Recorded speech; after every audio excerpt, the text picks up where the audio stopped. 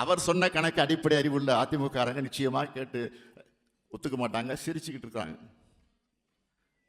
கோழைச்சாமியான இருக்கக்கூடிய பழனிசாமி டங்ஸ்டன் சுரங்க அனுமதிக்கு எதிராக பாஜகவை கண்டிச்சாரா?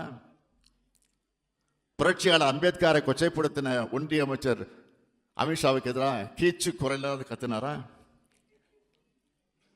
பிரதமரை எதிர்த்து பேசுற துணிவு அவருக்கு இருக்கா? கிடையாது.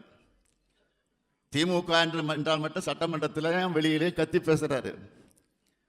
கத்தி பேசினா ஜெயலலிதான்னு மக்கள் நினைச்சுக்குவாங்கன்னு நம்புறாரு.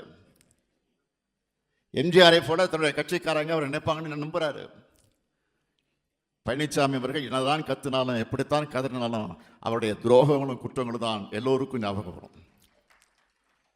துரோகத்தை தவிர உங்களுக்கு பெருமையா சொல்லி என்ன இருக்கு? திமுக வரலாறு என்பது தியாக வரலாறு. பழனிசாமியுடைய வாழ்க்கை முழுக்க துரோகம். அவர் பாதம் தாங்கிய பழனிசாமி மட்டுமல்ல, பயந்தாங்குழி பழனிசாமி.